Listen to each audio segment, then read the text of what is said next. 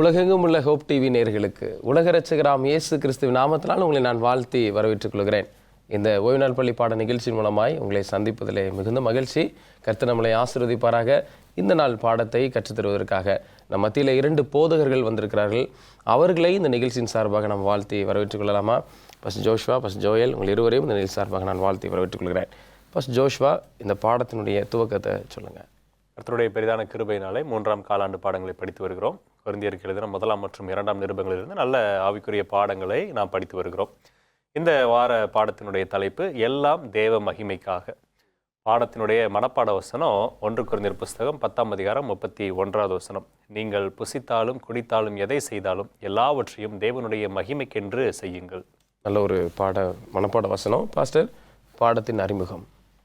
கடந்த வார பாடம் குறிப்பாக 5ஆம் அதிகாரம் மற்றும் 6ஆம் அதிகாரத்திலிருந்து நாம் படித்த பாடங்களுடைய தொடர்ச்சியாக நாம் அதை படிக்க இருக்கிறோம். குறிப்பாக பாலியல் ஒழுக்கம் மற்றும் விக்கிரக ஆராதனைக்கான சில ஒழுக்கக்கேடுகளை குறித்து நம்ம படித்து வந்தோம்.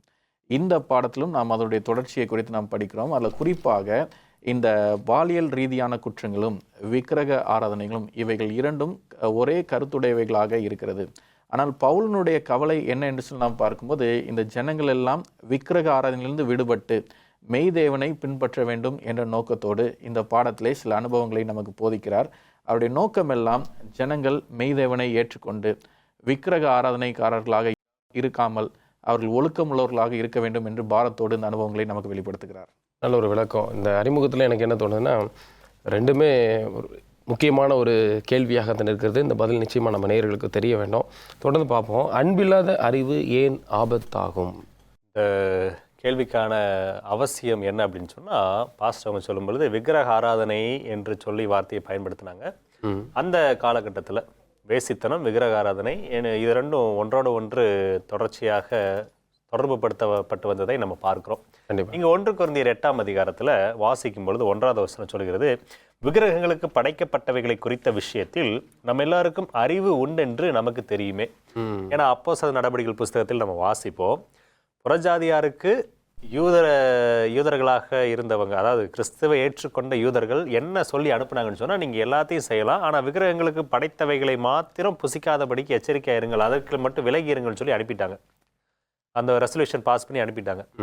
இது அறிவு. ஓகே, இது செய்யக்கூடாது என்ற ஒரு அறிவு அவங்களுக்கு தெரியும். ஸோ அதனால தான் பவுல் சொல்றாரு, நமக்கு அந்த அறிவு இருக்குதுன்னு சொல்லிட்டாரு. சொல்லிட்டு என்ன சொல்றாருன்னா, தொடர்ச்சியாக அறிவு இருமாப்பை உண்டாக்கும், அன்போ பக்தி விருத்தியை உண்டாக்கும். Very good. ஏன் இந்த அன்புன்ற வார்த்தையை கூட சேர்த்து சொல்றாருன்னு சொன்னா, நம்ம முன்னாடியே படித்தோம், இந்த காலாண்டு பாட துவக்கத்திலே நம்ம படித்தோம், இங்கே ஏகப்பட்ட பிரிவினைகள் இருந்துச்சு, ஏகப்பட்ட குழுக்கள் இருந்துச்சு. ஒருவர் தான் செய்வது சரி என்பதற்காக ஒரு சில நபர்களை சேர்த்து கொண்டு மற்றவர்களுக்கு விரோதமாக பேசுறதை நம்ம பார்த்தோம். இங்கே என்ன நடக்குதுன்னு சொன்னால், இந்த விக்கிரகங்களுக்கு படைக்கப்பட்டதை புசிக்காமல் இருக்கிறதுல பலவிதமான கருத்துக்கள் இருந்துச்சு, பலவிதமான பிரிவினைகள் இருந்துச்சு. இதில் அவங்க பேசும்போது, அறிவை மையப்படுத்தி பேசும்பொழுது அன்பு இல்லாமல் குற்றப்படுத்தும்படியாக பேசுகிறத நம்ம பார்க்குறோம். அதனால தான் இங்கே பவுல் என்ன சொல்கிறாருன்னா, அன்பு இல்லாமல் அந்த அறிவு இருந்துச்சுன்னு சொன்னால் அதில் நிறைய ஆபத்து இருக்குது என்று சொல்லி சொல்கிறார். இங்கே 2 வார்த்தைகளை பார்க்குறோம், ஸ்ட்ராங், வீக் என்று சொல்லி. விக்கிரகங்களுக்கு படைக்கப்பட்ட விஷயங்களில் அதை சாப்பிடக்கூடியவர்கள், சாப்பிடாமல் இருக்கிறவங்களை குறித்து நிறைய காரியங்களை இந்த அதிகாரம் முழுவதும் நம்ம வாசிக்கிறோம். ஆனால் இந்த கேள்விக்கு சுருக்கமான பதில் என்ன அப்படின்னு சொன்னால், அன்பு இல்லாத அறிவு என்பது ஆபத்தானது. நிச்சயமாக பவுலுடைய ரைட்டிங்ஸே எப்போவுமே கன்னத்தில் அரைஞ்சிட்டாரான்னு நம்ம யோசிக்கிறதுக்குள்ளே அரைஞ்சிட்டாருன்னு அர்த்தம். அப்படின்னா என்ன, பதில் சொல்ல வந்துட்டாரான்னா பதில் சொல்லிட்டாரு, அதை புரிந்து கொள்ள ஒரு பக்குவம் இருக்குது. தொடர்ச்சி நான் பார்ப்போம். பாஸ்டர் ஜோயல், நாம் அறிந்த சத்தியத்தை பயன்படுத்தும் போது மற்றவர்களை எப்படி நினைக்க வேண்டும், நம்ம எப்படி பார்க்குறோமா இல்லையா அப்படின்னு கேட்குறாங்க. பவுல் இதற்கான சில விளக்கத்தை கொடுக்கிறதை நாம் பார்க்கிறோம். 1 கொரிந்தியர் 8ஆவது அதிகாரம் 3வது வசனத்தை நாம் பார்க்கும்போது இதற்கான பாடம் நமக்கு அங்கே வெளிப்படுகிறதை நாம் பார்க்கிறோம். வேதம் சொல்கிறது, தேவனில் அன்பு கூறுகிறவன் எவனோ அவன் தேவனால் அறியப்பட்டிருக்கிறான் என்று சொல்லி நாம் பார்க்கிறோம். அப்படியானால் பவுல் இந்த இடத்துல நமக்கு வெளிப்படுத்தக்கூடிய காரியம் என்னன்னு சொல்லி நாம் பார்க்கும்போது, தேவனாகிய கர்த்தரை நம்ம அறிந்திருக்கிறோம் என்று சொன்னால் நாம் அன்பு கூறுகிறவர்களாக இருக்க வேண்டும். பாஸ்டர் ஒரு கருத்து சொன்னாங்க, வெறும் அறிவு மட்டும் இருந்தால் போதாது, அந்த இடத்துல அன்பும் இருக்க வேண்டும். உலகளாவிய அறிவு மாத்திரம் இருக்கும் என்று சொன்னால் அந்த இடத்துல என்ன ஏற்படும் என்று நம்ம வரும்போது பிளவு ஒன்று ஏற்படுகிறதாக இருக்கிறது. அப்ப பிளவை நாம் கட்டுப்படுத்த வேண்டும் என்று சொன்னால் இந்த அன்பு அந்த இடத்துல கட்டாயமாக செயல்படுத்தப்படுகிற ஒன்றாக இருக்க வேண்டும் என்று சொல்லி நாம் பார்க்கிறோம். அதே சமயத்துல அம்மையார் இதை குறித்து ஒரு கருத்து ஒன்று எழுதியிருக்கிறாங்க பாருங்க. ஓகே, சத்தியம் அன்புடன் பேசப்பட வேண்டும், அப்போதுதான் அது ஆத்மாவை காக்கும் என்று சொல்லி நாம் பார்க்கிறோம். அப்ப ஒரு இடத்துல ஒரு செய்தியை சொல்றோம், ஒரு புதிதான ஒரு காரியத்தை நம்ம போதிக்கிறோம் என்று சொன்னால் அந்த இடத்துல கண்டிப்பு ஒரு பக்கத்தில் இருந்தாலும் அந்த இடத்துல அன்பும் அது அன்பும் வெளிப்படுத்தப்பட வேண்டும் என்று சொல்லி நாம் பார்க்கிறோம். ஏனென்றால் ரோமர் 14:13 சொல்லிருக்கிறது, ஒரு சகோதரனுக்கு நம்ம ஒரு இடரலோ தடையோ ஏற்படாத அளவுக்கு நாம் கண்ணியத்தோடு நாம் நடந்து கொள்ள வேண்டும் என்று சொல்லி நாம் பார்க்கிறோம். எனவே நம்முடைய வாழ்க்கையிலே அறிவை அன்புடன் இணைத்தாலே அது தேவனுக்கு மகிமையை தருகிற ஒன்றாக இருக்கிறது. இதற்கு தன்னலமற்ற அன்பை நம்ம வெளிப்படுத்துவது நிமித்தமாக எவ்வளவு அருவருப்பான பாவங்களை செய்கிறவர்களாக இருந்தாலும் அவர்களை அன்போடு அறிவோடு புத்தி சொல்லும்போது அவர்களை கிறிஸ்துவுக்குள்ளாக நாம் மீட்டு கொண்டு வருகிறவர்களாக நாம் இருப்போம். எனவே பவுல் தன் உரிமை இருந்தாலும் சுவிசேஷம் நன்மைக்காக அதை என்ன செய்தார்னு சொன்னா பார்க்கும்போது அதை எல்லாத்தையும் அவர் தாங்கிக் கொள்கிறவர்களாக இருந்தார்னு சொன்னா பார்க்கிறோம். நல்ல ஒரு பதில் பாஸ்டர். இந்த பாடத்திலே தொடர்ச்சியாக ஒரு சில கருத்துக்களை நானும் சொல்ல ஆசைப்படுகிறேன். நான் முன்பாக சொல்லியிருந்தேன், இந்த பிரச்சனைகளுக்கான காரணம் அங்கே பிரிவினைகள் இருந்தது தான். அங்கே எந்த மாதிரியான காரியங்கள்லாம் பவுல் சொல்கிறார் அப்படின்னு சொல்லி நம்ம வாசிக்கும் பொழுது, விக்கிரகங்கள் அப்படின்றது ஒன்று கிடையவே கிடையாது, அது ஒரு பொருள் தானே, அதை எதுக்கு தேவனா கும்பிடணும் அப்படின்னு சொல்லக்கூடிய கூட்டமும் இருந்துச்சு. இன்னொரு குரூப் வந்துட்டு என்ன இருந்தாலும் அது விக்கிரகம் தானே, அதுக்கு படைக்கப்பட்டது தான், அதை புசிக்கக்கூடாது அப்படின்னு சொல்லி ஒரு கூட்டம் இருந்துச்சு. இதை குறித்து அவர் எழுதும் பொழுது 5வது வசனம் சொல்கிறது, 4வது வசனத்தில் வாசிக்கிற, விக்கிரகங்களுக்கு படைக்கப்பட்டவைகளை புசிக்கிற விஷயத்தை பற்றி உலகத்தில் விக்கிரகமானது ஒன்றுமில்லை என்றும் ஒருவரையன்றி வேறொரு தேவன் இல்லை என்றும் அறிந்திருக்கிறோம், எல்லாத்தையும் தெரிஞ்சிருக்கிறோம். ஆனாலும் ஒரு விசுவாசி வந்துட்டு அதுக்கு படைக்கப்பட்ட காரியத்தை புசிக்கும் போது அதை பார்த்து இடல் அடைகிறான்னு சொன்னா அது நிமித்தமாக நான் அதை புசிக்கக்கூடாது அப்படின்னு சொல்லி சொல்றாரு. விக்கிரகத்துக்கு படைக்கப்பட்டதை புசிக்கணுமா புசிக்கக்கூடாதுன்னா புசிக்கக்கூடாது கண்டிப்பா. ஆனா அது ஒண்ணுமே இல்லையே, அது ஒரு பொருட்டே இல்லையே என்ற கண்ணோட்டத்தோட ஒருத்தன் புசிக்கிறான்னா அவன் அதுல விசுவாசத்துல பலமுள்ளவன் சொல்லி ஸ்ட்ராங்னு சொல்றாரு. ஆனா அதே இது புசிக்கிறதுனால வந்துட்டு பலவீனனா இருக்கிறேன்னு சொல்லி நினைக்கும் போது வீக்குன்னு சொல்றாரு. எதுவா இருந்தாலும் அந்த இடத்துல வந்துட்டு குற்றப்படுத்தாதபடிக்கு அதனால இடரல் உண்டாகுதுன்னு சொன்னா அதை செய்யாம இருக்கிறது நல்லது அப்படின்னு சொல்லி பவுல் ஆலோசனை சொல்லி முடிக்கிறேன். ஃபர்ஸ்ட் நல்ல ஒரு ப்ராக்டிக்கலான ஒரு பதிலை படிச்சுட்டு இருக்கோம். ஒரு இடைவெளி பிற்பாடு நேர்களே, ஒரு சிறிய இடைவெளிக்கு பிற்பாடு நாம் மீண்டும் நிகழ்ச்சிக்கு நாம் செல்லலாம்.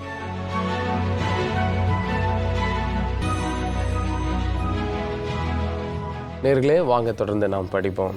ஃபர்ஸ்ட் ஜோஷ்வா, அன்புக்காக இந்த வார்த்தையை சொல்லும் போதே நிறைய விஷயங்கள் உள்ள இருக்குது. ஆனால் இங்கே அன்புக்காக நம் உரிமைகளை விட்டு கொடுப்பது ஏன் முக்கியம் அப்படின்னு சொன்னால், நம்ம கிறிஸ்துவை ஏற்றுக்கொண்டு வந்திருக்கிறோம். பவுல் சொல்லும் பொழுது அதை குறித்து அழகாக சொல்கிறாரு. 1 கொரிந்தியர் 9ஆம் அதிகாரத்தில் 12வது வசனம் நான் வாசிக்கிறேன். மற்றவர்கள் உங்களிடத்திலே இந்த அதிகாரத்தை செலுத்தினால் அவர்களிலும் நாங்கள் அதிகமாய் செலுத்தலாம் அல்லவா? அப்படி இருந்தும் கிறிஸ்துவின் சுவிசேஷத்திற்கு யாதொரு தடையும் உண்டாகாதபடிக்கு நாங்கள் இந்த அதிகாரத்தை செலுத்தாமல் எல்லா பாடும் படுகிறோம். பவுல் நினைச்சிருந்தா வந்துட்டு அவர் அதிகாரம் செலுத்தி இருக்க முடியும் சபையில். கண்டிப்பா பவுல் நினைத்திருந்தா வந்துட்டு தொடர்ச்சியாக நம்ம படிக்கும்போது அடுத்தடுத்த வசனங்கள் அதை குறித்து நம்ம வாசிப்போம். பவுல் நினைச்சிருந்தா எல்லா விதமான ப்ரிவிலேஜோடு இருந்திருக்க முடியும். ஏன்னா முன்னாடி இருந்த ஒரு லைஃப் ஸ்டைலே வேற மாதிரி தான் இருந்துச்சு, அதை அப்படியே ஃபாலோ பண்ணி இருந்திருக்கலாம். ஆமாம், ஆனாலும் அவர் வந்துட்டு எல்லா விதமான பாடுகளையும் அனுபவித்து இந்த காரியத்தை செஞ்சார். காரணம் என்ன அப்படின்னு சொன்னா, அவர் நேசித்தார். யாரைன்னு சொன்னா கிறிஸ்துவை நேசித்தார். கிறிஸ்துவை நேசித்தது நிமித்தமாக அந்த அன்பு வெர்டிக்கலா மட்டும் செயல்படாம ஹரிசாண்டலாவும் செயல்பட்டுச்சு. ஆமா, நான் நேசிக்கிற இயேசு கிறிஸ்துவை எல்லாரும் நேசிக்கும்படியாக நான் செயல்படணும் அப்படின்றதுக்காக அவர் சுயநலமற்ற அன்பை வெளிப்படுத்தினார். நிச்சயமா அதுதான் இந்த நீங்க கேட்ட கேள்விக்கான முக்கியமான அர்த்தம். ஏன் அன்புக்காக நம்ம முன்னுரிமைகளை விட்டு கொடுக்கணும் அப்படின்னு சொன்னா, சுயம் எப்போ வரும்னு சொன்னா, ஆண்டவரோடு இருக்கிற அன்பு இல்லாத போது சுயம் வரும். ஆண்டவரோடு இருக்கிற அன்பு இருக்கும்போது சுயம் போயிடும். சுயநலமற்ற அன்பு எல்லாருக்கும் அதை பகிர்ந்து கொடுக்கக்கூடியதாக மாறும். நல்ல ஒரு பதில் பாஸ்டர். பாஸ்டர் ஜோயல், நாம் எவ்வாறு சுவிசேஷத்திற்கு நல்ல ஒரு சாட்சியாக இருக்கலாம்? ஏன்னா நிறைய பாடங்கள் இருக்கிறது. நான் எப்படி ஒரு எக்ஸாம்பிளாக நம்ம இருக்க முடியும்? பவுல் ஒரு கூடாரம் செய்து தன்னுடைய பிழைப்பை செய்யக்கூடியவர். எனவே அவர் அந்த தொழில் மூலமாக அவர் தன்னை தானே ஆதரித்து வந்தார். அவர் சம்பளம் பெறுவதற்கு உரிமை இருந்தாலும் அவர் என்ன செய்தார்னு சொன்னா பாரும்போது, அந்த சம்பளத்தையும் தேவனுடைய ஊழியத்திற்கு என்று அவர் விட்டு கொடுத்தார். ஆத்துமாக்களை வெல்வதுதான் அவருடைய நோக்கமாக இருந்தது. அப்ப 1 கொரிந்தியர் 9ஆம் அதிகாரம் 14ஆம் வசனத்தை வாசிக்கும் போது வேதம் சொல்கிறது, அந்தபடியே சுவிசேஷத்தை அறிவிக்கிறவர்களுக்கு சுவிசேஷத்தினாலே பிழைப்பு உண்டாக வேண்டும் என்று கர்த்தரும் கட்டளையிட்டிருக்கிறார் என்று சொன்ன பார்க்கிறோம். எனவே சுவிசேஷத்தை பிரசங்கிக்கிறவர்களால சுவிசேஷத்தினால அவங்க என்ன செய்யணும், சில வாழ்வாதாரமும் அவங்களுக்கு கொடுக்கப்பட வேண்டும் என்று சொல்லி நாம் பார்க்கிறோம். கண்டிப்பா. எனவே சுவிசேஷத்தை பிரசங்கிப்பதே ஒரு நல்ல ஒரு சாட்சியாக இருக்கும்போது அந்த சுவிசேஷம் அவங்களுக்கு என்ன செய்யுதுன்னு சொல்லி பார்க்கும்போது அவர்களுக்கு தேவையான காரியங்களையும் சந்திக்கிறதாக இருக்கிறது. குறிப்பாக பார்க்கும்போது அம்மையார் இதை குறித்து எழுதியிருக்கிறாங்க, தன்னலமற்ற வாழ்க்கையே சுவிசேஷத்தின் மிக சக்தியான ஒரு பலமான ஒரு சாட்சி என்று சொல்லி நாம் பார்க்கிறோம். அப்ப ஊழியம் பண்றவங்க, தலைமையில இருக்கிறவங்க தன்னலமற்ற வாழ்க்கையை வாழ்வதன் மூலமாக சபைக்கு நாம் ஒரு சாட்சியாக நாம் மாறுகிறோம். சேவை மனப்பான்மை அதிகமாக மனிதர்களிடத்திலே காணப்படும் போது நம்முடைய இதயத்தை அது தேவனிடத்திலே அது நெருங்கி சேர்க்கிறதாக இருக்கிறது மற்றும் சுவிசேஷத்திற்கு இடையூறை ஏற்படுத்தாததாக இருக்கிறதுன்னு சொல்லலாம் பார்க்கும். எனவே நாமும் இன்னைக்கு ஒரு நல்ல ஒரு சாட்சியாக மாற வேண்டும் என்று சொன்னால் நம்முடைய உலகளாவிய சுகத்தை நாம் விட்டு கொடுக்கிறவர்களாக இருக்க வேண்டும். பவுல் அதை தான் செஞ்சார். உலகளாவிய சுகத்தை எல்லாத்தையும் விட்டு கொடுத்தார். ஆண்டவருடைய நாம மகிமைக்காக தன்னுடைய எல்லா பிரயாசங்களையும் விட்டு கொடுத்தார். அவர் ஒரு பலத்த சாட்சி. இன்னைக்கு நாமும் உலகளாவிய சுகத்திற்கான காரியங்கள் எல்லாத்தையும் விட்டு கொடுத்து ஆண்டவருடைய சித்தத்தை செய்கிற ஒரு கருவியாக மாறணும் என்று சொன்னால் நாமும் இன்னைக்கு ஒரு பலமான ஒரு சாட்சியாக மாற முடியும். நிச்சயமாக. என்ன பாஸ்டர், இந்த கருத்தை நம்ம தனிப்பட்ட உறவுகளில் எல்லோரும் பண்ண வேண்டிய ஒரு விஷயம்தான். சுகத்திற்காக தன்னுடைய சுயத்திற்காக வாழ்கிறவர்கள் உண்டு. ஆனால் கிறிஸ்து அவனுக்குள் நிலைத்திருந்தால் அந்த சுயம் என்ன செய்யாது. ஒரு கூடுதலான கருத்து என்ன அப்படின்னு சொன்னா, இது தவறெல்லாம் கிடையாது.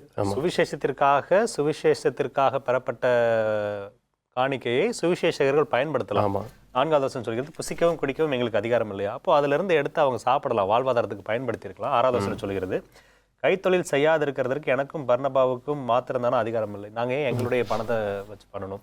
காரணம் என்ன அப்படின்னு சொன்னா, அவங்க மேலாக எல்லாவற்றையும் விட்டுட்டு இதை இன்னொரு ஊழியக்காரர் பயன்படுத்தணும்னு நினைச்சாங்க. ஓகே.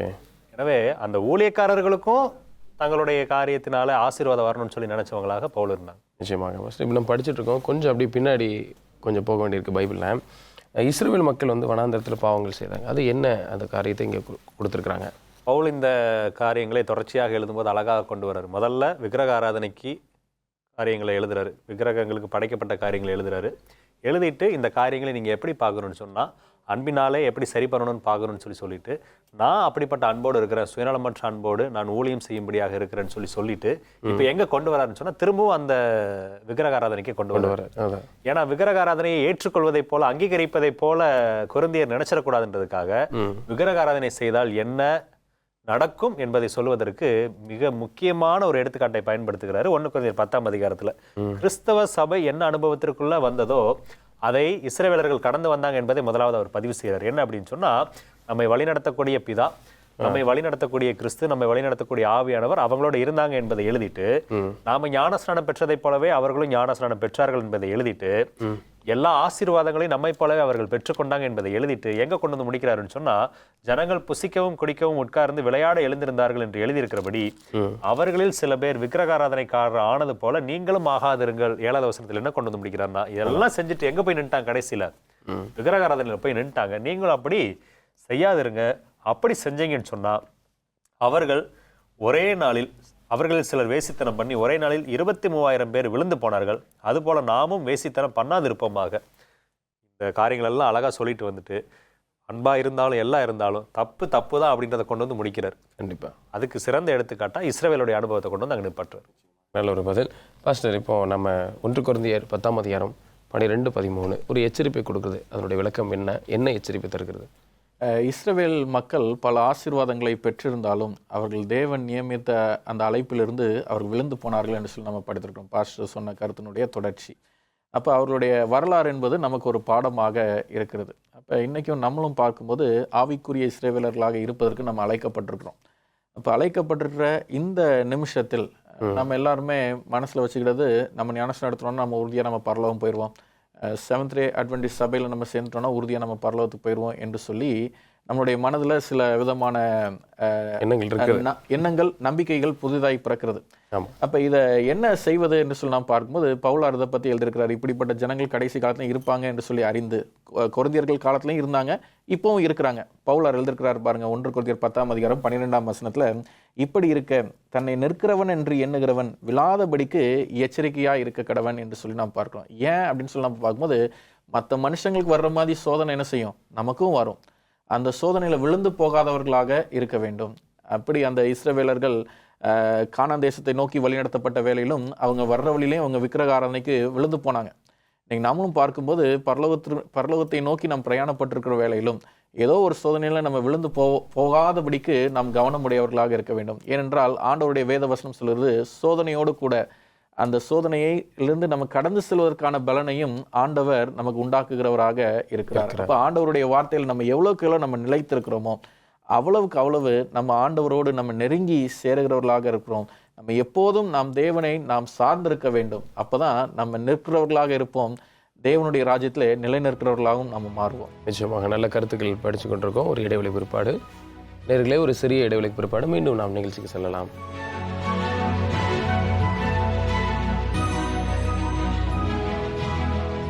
நேர்களே, வாங்க தொடர்ந்து படிப்போம். ஃபர்ஸ்ட் அடுத்த கேள்வி என்னென்னா, விக்கிரகங்களை பற்றி நம்ம சில விஷயத்தை படித்தோம். நம்ம ஏன் விக்கிரக ஆராதனையிலிருந்து விலகி ஓடணும்? நம்ம போன பாடத்தில் வந்து விபச்சாரத்தை குறித்து வாசிக்கும் பொழுது அதுலேயும் இதை தான் சொல்லி முடித்தோம். ஆமாம், யோசேப்பு விலகி ஓடுனதை மனதில் வச்சுக்கிட்டு பவுலார் இப்படி எழுதியிருக்கிறாரு, விபச்சாரத்துக்கு வேசித்தனத்திற்கு விலகி ஓடுங்கள் என்று. அதே காரியத்தை மீண்டும் எழுதியிருக்கிறாரு 1 கொரிந்தியர் 10:14. ஆகையால் எனக்கு பிரியமானவர்களே, விக்கிரக ஆராதனைக்கு விலகி ஓடுங்கள். ஆமாம், இது ரெண்டும் ரொம்ப மோசமான ஒரு விஷயம். அதனால தான் நான் ஆரம்பத்தில் சொன்னேன், ரெண்டும் ஒன்றுக்கொன்று தொடர்புடையது. இஸ்ரவேல் ஜனங்களுடைய எடுத்துக்காட்டில் நம்ம அதை வாசிக்கிறோம். விக்கிரக ஆராதனை இருந்துச்சு, அங்கே வேசித்தனமும் இருந்துச்சுன்னு சொல்லி பவுல் எழுதும்போது அழகாக எழுதுறாரு, நீங்கள் என்ன பண்ணுங்க, இதுக்கு விலகி ஓடுங்க, அது நமக்கு அவசியம் இல்லாது. இந்த பாடத்தை துவங்கும் பொழுது இந்த விக்கிரகங்களுக்கு படைத்ததை குறித்து எழுதும்போது விக்கிரகங்கள்னு ஒன்றுமே கிடையாது, அதுக்கு படைச்சா என்ன படைக்காட்டி என்ன, அதை சாப்பிடலாம் அப்படின்ற கண்ணோட்டத்தோட ஒரு குரூப் இருந்ததா பவுல் எழுதியிருக்கிறார் நம்ம பார்த்தோம். இப்போ எங்கே கொண்டு வந்துடுறாருன்னு சொன்னால் 21வது வசனத்தை நான் வாசிக்கிறேன். நீங்கள் கர்த்தருடைய பாத்திரத்திலும் பேய்களுடைய பாத்திரத்திலும் பானம் பண்ணக்கூடாதே, நீங்கள் கர்த்தருடைய போஜன பந்திக்கும் பேய்களுடைய போஜன பந்திக்கும் பங்குள்ளவர்களாக இருக்கக்கூடாதே. ஒரு காரியத்தை தெளிவாக புரிஞ்சுக்கணும். இந்த காலத்தில் வந்துட்டு இந்த பலிகள் படைக்கப்பட்டது, இந்த மாம்சங்கள், இதை குறித்து நம்ம அதிகமாக ப்ராக்டிக்கலாக நமக்கு இல்லை. அந்த காலகட்டத்தில் நிறைய பலிகளை கோயிலுக்கு கொண்டு வருவாங்க, கடவுளுக்கு தெய்வங்களுக்கு நேர்ந்துக்கிட்டு கொண்டு வருவாங்க. அப்படி வரக்கூடிய காரியங்கள்ல சில காரியங்கள் எங்கே போகும்னு சொன்னால் மீண்டும் அந்த ஆசிரியர் மூலமாக, அந்த கோயிலுடைய மத தலைவர்கள் மூலமாக மீண்டும் மார்க்கெட்டுக்கு விற்கப்பட்டு அவங்க சம்பாதிப்பதற்காக பெற்றுக்கொள்வாங்க. படைக்கப்பட்ட காரியங்கள் மார்க்கெட்டுக்கு வந்துடும். ஓகே. ஸோ இப்போ அறியாமையினால யாராவது கிறிஸ்தவங்க வாங்கி சாப்பிட்றாங்க அப்படின்னு சொன்னால் அது அவங்களுக்கு தவறாகவோ பாவமாகவோ போகும். அவங்களுக்கு தெரியாது, ஏன்னா அது ஒரு பொருளே கிடையாது, அது ஒரு பொருட்டே கிடையாது. ஆனால் இது எங்க பிரச்சனையா வருதுன்னு சொன்னால், விக்கிரகம் என்று சொல்லக்கூடிய இடத்திற்கு சென்று அங்கு படைக்கக்கூடிய காரியத்தை புசிக்கும் பொழுது, அதாவது அவங்க சடங்காச்சாரங்கள்ல பங்கெடுக்கும் பொழுது, ஓகே, அதுதான் பிரச்சனை. அதனாலதான் இங்க சொல்றாரு, 2 எஜமானுக்கு வேலை செய்ய முடியாது.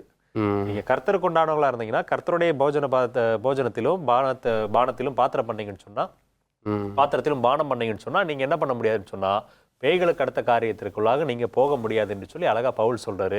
நீங்க இதுக்கு விலகி ஓடுங்க என்று சொல்றாரு. நிச்சயமா நம்ம ஸ்கூலில் படிக்கும் போதும் அந்த ஆயுத பூஜை என்று ஒரு நிகழ்வு நடக்கும். அப்போ கேட்பாங்க, நீ வரமாட்டியான்னு. அந்த டைமில் நான் ரூமில் போயிடுவேன், கிளாஸ் ரூமில் இருந்துட்டு வெளியில் வரமாட்டேன், ஏன்னா அது சாமிக்கு படைச்சது அப்படின்னு சொல்லும்போது தவிர்த்தது இருக்கிறது. இவருடைய கருத்தை பார்க்கும்போதும் அந்த கருத்தின் அடிப்படையில் இருக்குன்னு பார்க்குறோம். ஃபர்ஸ்ட் ஜோயில், விக்கிரகம் அப்படின்னு சொல்லும்போது கல் சிலை மட்டும்தானா, அல்லது வேறு ஏதாவது விக்கிரகத்தை நம்ம ஒப்பிட்டு வேதம் சொல்லுகிறதா? 1 கொரிந்தியர் 10:19-20 ஆகிய வசனங்களை பார்க்கும்போது வேதம் சொல்லுகிறது, இப்படி இருக்க விக்கிரகம் ஒரு பொருள் என்றும் விக்கிரகத்திற்கு படைக்கப்பட்டது ஒரு பொருள் என்றும் நான் சொல்லுகிறேனோ என்று சொல்லி பவுல் ஒரு கேள்வியை கேட்டிருக்கிறார். இதுல நம்ம புரிந்து கொள்ளக்கூடிய கருத்து என்னன்னு சொன்னா பாரும்போது, எதையுமே தேவனுக்கு மேலாக வைத்தால் அது விக்கிரகமாக மாறிவிடும். கண்டிப்பா. எனவே தேவனுக்கு மேலாக நம்முடைய பெற்றோர்களை வைக்கலாம், தேவனுக்கு மேலாக நம்முடைய பிள்ளைகளை வைக்கலாம், அல்லது நம்முடைய செல்வங்களை வைக்கலாம். அப்போ உலக பிரகாரமான காரியங்களை எதையாவது நாம் தேவனுக்கு மேலாக நாம் வைப்போம் என்று சொன்னால் அது விக்கிரக ஆராதனையாக அது மாறிவிடுகிறது. எனவே வேதத்திலே பவுலார் சொல்றார் பாருங்க, 20ஆம் வசனத்துல, அஞ்ஞானிகள் பலியிடுகிறவைகளை தேவனுக்கு அல்ல பேய்களுக்கே பலியிடுகிறார்கள் என்று சொல்லுகிறேன், நீங்கள் பேய்களோட ஐக்கியமாயிருக்க எனக்கு மனதில்லை என்று சொல்லி நாம் பார்க்கிறோம். எனவே அவர்கள் பலியிடுவது ஒருவேளை விக்கிரக ஆராதனையின் கட்டுப்பாடோடு இருந்து பலியிடுகிறவர்கள் பிசாசுகளுக்கே பலியிடுகிறவர்களாக இருக்கிறாங்க. பாஸ்டர் சொன்ன ஒரு கருத்து மத்தேயு சுவிசேஷம் 6ஆம் அதிகாரம் 24ஆம் வசனத்துல சொல்லப்பட்டிருக்குது, எந்த மனுஷனும் 2 எஜமானுக்கு என்ன செய்ய முடியாது, ஊழியம் செய்ய முடியாது. ஏதாவது ஒரு எஜமானுக்கு தான் ஊழியம் செய்ய முடியும். அப்போ இன்னைக்கு நம்மளுடைய தீர்மானம் என்னவாக இருக்க வேண்டும் என்று சொல்லலாம் பார்க்கும்போது, நாம் யாரை அதிகமாக நேசிக்கணும்? தேவனை நாம் அதிகமாக நேசிக்க வேண்டும், உண்மையாக நம்ம நேசிக்க வேண்டும். தேவனுக்கு பதிலாக மனதில் இடம் பெறுவது யாருக்குமே நம்ம விட்டு கொடுக்க கூடாது என்று சொல்லி நாம் பார்க்கிறோம். எனவே இதற்கான சொல்யூஷன் என்ன என்று சொல்லி நாம் பார்க்கும்போது, தேவனை முழு இருதயத்தோடு நேசித்து உண்மையாய் தொழுது கொள்வதே விக்கிரக ஆராதனையிலிருந்து நாம் மீட்டு கொள்ளக்கூடிய ஒரு வழியாக இருக்கிறது. நல்ல ஒரு பதில் பாஸ்டர். ஃபர்ஸ்ட் அடுத்த கேள்வி என்னன்னா, விக்கிரகத்தை என்னால் ஜெயிக்க முடியுமா? அப்படி இருக்குன்னா அதுக்கு என்ன வழி? நிச்சயமாக இருக்கிறது. எப்படி நம்ம விபச்சார பாடத்தை, அந்த விபச்சார பிரச்சனை குறித்த பாடத்தில் படித்து முடித்தோமோ, கிறிஸ்துவோடு இணைந்திருக்கும் பொழுது யோசேப்பை போல நாம் அதற்கு விலகி ஓட முடியும்னு சொல்லி இந்த பாடத்தினுடைய தலைப்பும் எல்லாம் தேவ மகிமைக்காக என்று பார்க்கிறோம். நம்ம எல்லாவற்றிலும் தேவனை முதன்மையாக வைக்கும் பொழுது, நம்ம மனப்பாட வசனத்தில் வாசித்தோம், நீங்கள் புசித்தாலும் குடித்தாலும் எதை செய்தாலும் எல்லாவற்றையும் தேவனுடைய நாம மகிமைக்கு என்று செய்யுங்கள் என்ற வசனத்தை ஏற்றார் போல ஆண்டவரை முதன்மைப்படுத்தும் போது நம்ம அதை செய்ய முடியும், அதை ஓவர் கம் பண்ண முடியும். அதை குறித்து இயேசு கிறிஸ்து இந்த பூமியில் இருந்தபோதே 10 பிரமாணங்களை 2 பிரமாணங்களாக சொல்லிட்டாரு.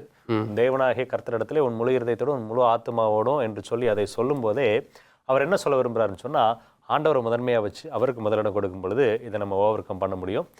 1 கொரிந்தியர் 10ஆம் அதிகாரத்தில் 27, 28 வசனங்களை வாசிக்கும் பொழுது, ஒருவேளை ஒரு அவிசுவாசி உங்களை கூப்பிட்டு புசிக்கிறதுக்கு ஏதாச்சும் கொடுத்தா ஒன்னையும் கேட்காம சாப்பிடுங்க. ஒருவேளை உங்களுக்கு அது தெரிய வந்துருச்சுன்னா, விக்கிரகத்துக்கு படைக்கப்பட்டது தெரிய வந்துச்சுன்னா, அவன் மனசாட்சி நிமித்தம் நீ தேவனை முதன்மையாக வச்சிருக்கிறதுனால அதை புசியாது இருப்பாயாக என்று சொல்லி பவுல் முடிச்சிடுறாரு. தேவனை முதன்மையாக வைக்கும்போது நம்ம சாப்பிட்ற விஷயத்துல இருந்து எல்லாத்தையும் நம்ம கவனமாக செய்யணும். ஓகே, அப்போ என்னுடைய நண்பர் ஒருவேளை கூப்பிட்டு திடீர்னு சாப்பிடுவா அப்படின்னு சொல்றாரு, நான் தெரியாமல் சாப்பிட்டுட்டா பிரச்சனை இல்லை. ஆமாம், ஒருவேளை தெரிந்தும் சாப்பிட்டேன் அப்படின்னா அது பாவமாக சேருதுன்னு பார்க்குறோம். நல்ல ஒரு கருத்து பாஸ்டர். ஃபர்ஸ்ட் அடுத்த இறுதியாக ஒரு கேள்வி என்னென்னா, நம்மளுடைய செயல்பாடுகள், நம்முடைய செயல்கள் எப்படி மற்றவர்களுக்கு அது உதவியாக இருக்க வேண்டும்? 1 கொரிந்தியர் 10ஆம் அதிகாரம் 24ஆம் வசனம் சொல்கிறது, ஒவ்வொருவனும் தன் சுய பிரயோஜனத்தை தேடாமல் பிறனுடைய பிரயோஜனத்தை தேட கடவன் என்று சொல்லி நாம் பார்க்கிறோம். எனவே ஒவ்வொருவனும் தன்னலத்தை பார்க்கக்கூடாது. மனுஷன் சுயநலத்தை பார்க்கக்கூடாது. தன்னலத்தை பார்க்காம பிறருடைய நலனுக்காக அவன் வாழ்கிறவனாக மாறணும். அப்போதான் நம்மளுடைய வாழ்க்கை பிறருக்கு பிரயோஜனமுள்ள ஒரு வாழ்க்கையாக மாறும் என்று நாம் பார்க்கிறோம். நம்மளுடைய சுதந்திரம், நமக்கு கிடைக்கப்பட்டிருக்கிற ஆசீர்வாதம் பிறருக்கும் ஒரு இன்பத்தை சேர்க்கிற ஒரு வாழ்க்கையை தான் வாழ வேண்டும். சரி, யார் அப்படி வாழ்ந்தாங்க உலகத்தில் அப்படின்னு சொல்லும் போதுனா ஒரே ஒரு எடுத்துக்காட்டு தான் இருக்காங்க. யார் அப்படி வாழ்ந்தது? கிறிஸ்து ஒருவர் தான். எனவே கிறிஸ்துவின் குணத்தையே நாம் பெற்று வாழ்கிறவர்களாக இருக்க வேண்டும். எனவே கிறிஸ்துவை போல வாழ்வதை தான் உண்மையான சாட்சி. பிறரை ரட்சிப்பதற்காக வாழும் வாழ்க்கை தான் தேவன் விரும்புகிற வாழ்க்கை. அந்த வாழ்க்கை தான் தேவனை மகிமைப்படுத்தும் ஒரு வாழ்க்கையாக இருக்கிறது. எனவே பிறரை நேசிப்போம், பிறரை ஆதரிப்போம், பிறரிடத்தில் அன்பு கூறுவோம். நாம் பெற்றிருக்கிற சத்தியத்தையும் அனுபவங்களையும் அவரிடத்திலே நாம் கொடுக்கும்போது பரலோக தேவன் அவர்களையும் நம்மையும் ஆசீர்வதிக்கிறவர்களாக இருப்பார். நல்ல ஒரு கருத்துக்கள் பாஸ்டர். நேயர்களுக்கு சில விஷயங்கள் சொல்ல வேண்டியிருக்கிறது. இந்த பாடத்தை எங்களுக்கு சிறப்பாக எடுத்து வந்தீங்க. இந்த நிகழ்ச்சி சார்பாக உங்களுக்கு இருவருக்கும் நான் நன்றியை தெரிவித்துக் கொள்கிறேன். நேயர்களை சிந்தித்து பாருங்கள்.